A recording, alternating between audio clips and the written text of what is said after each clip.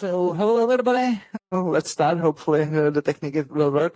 My name is Jan, as was said, and I'm here to talk about the promise of virtual and augmented reality and why it's taking so long. So let's get started. First, a bit about me. In 2012, I founded my company called Infinite Reaction, which was meant to be an accelerationist company, basically work on technologies that will advance human race a bit forward. I'm not aiming for moonshots because I'm not that kind of guy. But even little steps can help moving us forward. And in 2012, I have seen a lot of technologies being developed in academia, in labs, but are not really being used in order to improve people's lives. So I was thinking the only problem with that is that nobody's doing it, and I would fix the gap and make life better. That wasn't the case, but I have learned a lot, and I'm here to share some of my lessons. So in 2013, I have actually discovered VR, and I quickly, over the next few years, pivoted to VR, and right now we are mostly interactive and we are only studio. And what can you actually build with VR? So the most common concept that is being taught with VR is the concept of metaverse, of people living in virtual worlds and stopping to live in the real world. And I'm not really much of a fan of that idea, because if you think about it, metaverse comes from sci-fi. It's a term that originates from a novel called Snow Crash. So how many people have read or hear about Snow Crash? 2 people. Okay. How many of you have watched Ready Player One? Ready Player One? Okay, 3 people. 4 people. Not with that. 5 people. Okay, good. You're saving it. Those stories have one thing in common, that the future looks really bad, and because of that, people take refuge in a virtual world, because they don't want to live in the real world. And I think it's a pretty depressing future, and we should build technologies to avoid it, instead of saying, okay, this world is doomed, and we should build a refuge for everybody to live in a virtual world. I mean, if you want to live in a simulation and be happy in a simulation, why don't take drugs, or why would we develop some drugs that will just give us permanent feeling of bliss, so that we don't have to deal with the real world. So I don't think building the metaverse is a meaningful thing to do. But there are other things that can be done. And for instance, you can do VR training. One of the first projects we have done was driving school in VR. And if you think about it, of course, I'm not saying that you should complete the entire driving school in VR. But let's say 1/4 of the course, 1/3 of the course, then you can learn the basics in VR and not burn the clutch on your first ride. But also you can practice more advanced things. Like if you do driving school in the summer, then of course you will not experience snow or heavy rains or fogs. Usually you do driving school in one type of car. In VR you can try different types of cars. You can drive a car that's a rear-wheel drive. You can drive an electric car. You can drive an automatic car. It's up to you. So in the end, doing a driving school in VR or partially in VR would allow you to make the course both cheaper, because for some of the lessons you're not using a real car, you don't really need full attention of the instructor, but also higher quality because you can experience and train for more situations. So we spent about 8 months building a prototype, and then we unfortunately showed that to the Czech Ministry of Transportation for certification, and they said, oh no, this technology, it looks so scary, we're not going to approve that. And that's basically how the project ended, because the Czech Ministry of Transportation said, hey, we're not moving forward with this. And that's it. So that's one of the things why it's taking so long, because legislation is against us. But of course, we didn't give up about VR training.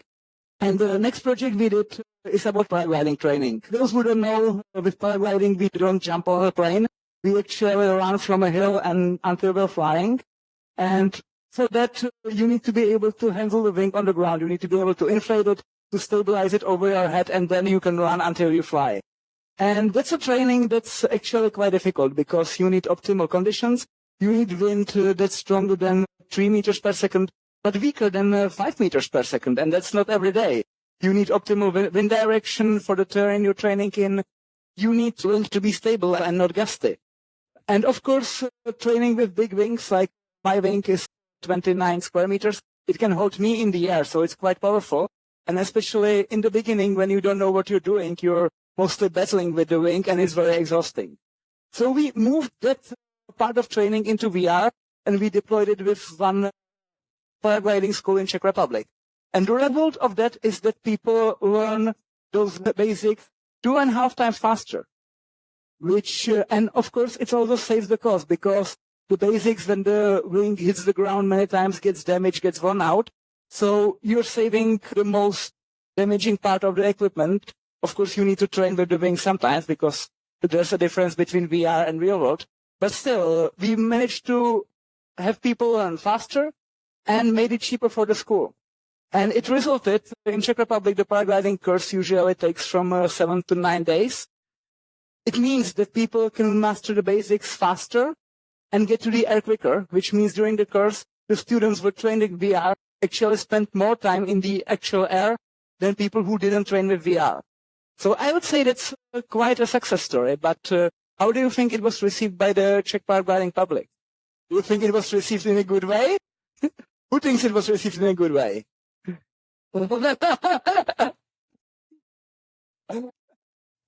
Okay, commercial break.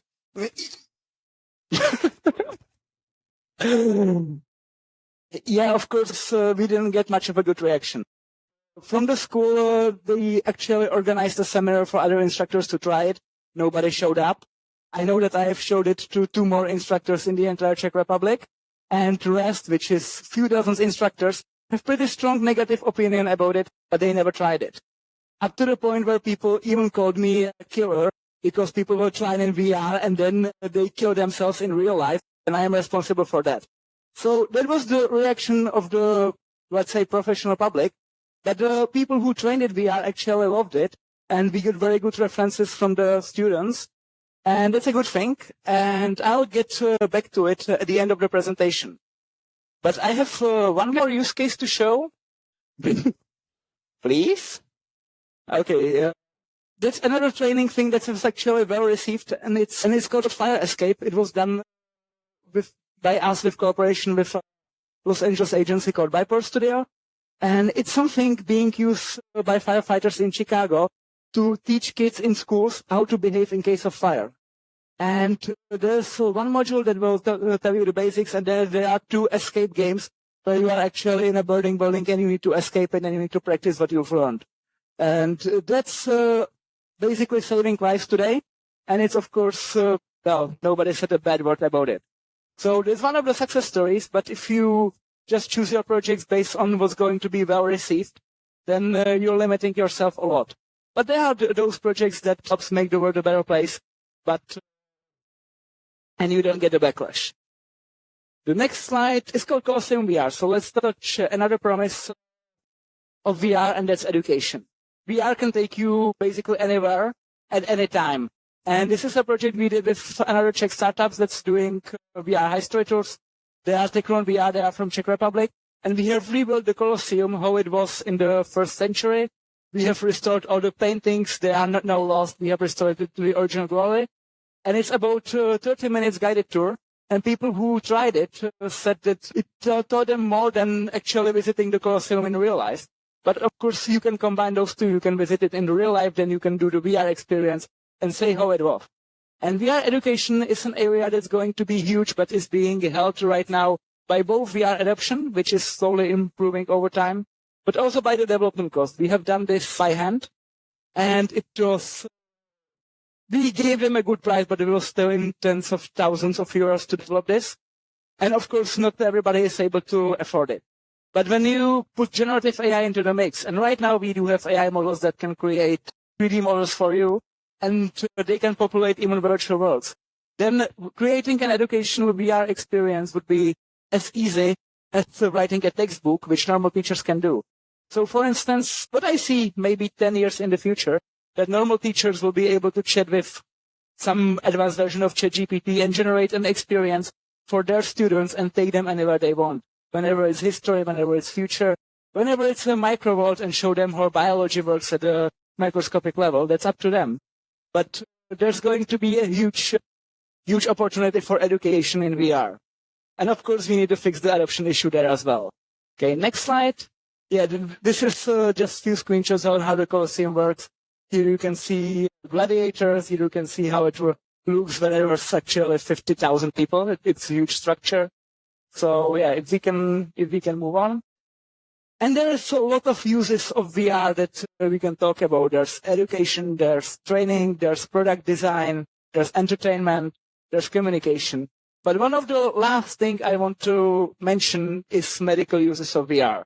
Because mental health and physical health are deeply connected, and we can influence physical health with VR a lot.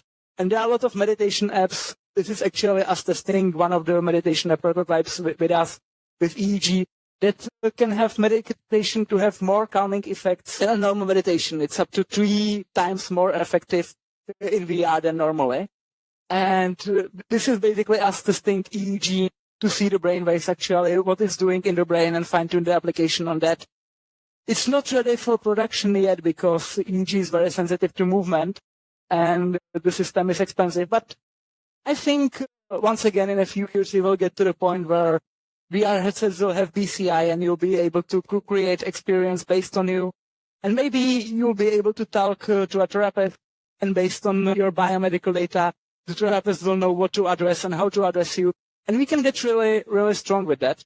And one of the projects we're working on right now, we have actually finished the prototype, is a project to improve human immune system using VR.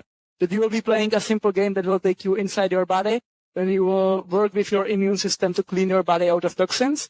And we hope that when you play this game, it will actually improve your immune system. Of course, we will know for sure when we run it to clinical trials, which are scheduled to be done maybe in September, October. And I'm really looking forward to see the results. But of course, when we get the first results from the clinical trials, we may see, oh, this is working, so we need to do more clinical trials and research it further. Or the other possibility is that we will look at the data and say, oh, there's not any improvement we can call an improvement. And then we have to waste a lot of time and a lot of effort, but that's what it takes to make progress. You need to take risk. Because if you're playing it safe, you're not really getting anywhere or getting anywhere at slow pace. So if you want to build meaningful technologies, don't be afraid to take risks. And the last thing I wanted to share here is how do we deploy it? Because right now there's not any other slide, I think, so keep it on this one. As you have seen, the general public, especially in Europe, but in the entire world, are against technologies. So it's very hard to deploy something by going to clients in B2B sector, going to, for instance, driving school and say, hey, I have this VR simulator. Do you want it? No, we don't want it. That's so scary. But you can actually deploy things, innovative things, by going direct. So how I've decided to bridge the gap in paragliding, that I have funded and co-founded a birth of a new paragliding school in Czech Republic. And it's where we can teach people using modern technology. And then when others see both that we are commercially successful because people love new technologies, then they can license the technologies from us. So we're not going to the market B2B, but we're going to the market B2C because we know that people, the general public, will accept it, but the professional public will not. And same if we actually develop the application that will boost the human immune response. We're not going to hospitals. We're not going to tell them, you should prescribe VR instead of your pills that you have provisions for. No, we're building those centers ourselves and making it accessible to the public. And if you can learn one thing from Elon Musk, he's doing very deep vertical integration, and he's always selling to the end customer. And I think that's the true path for acceleration, is like skip the entire infrastructure that's diesel, that's against us, and build everything diesel that's against us, and build everything ourselves and go to the end customers. And I think that's it from me.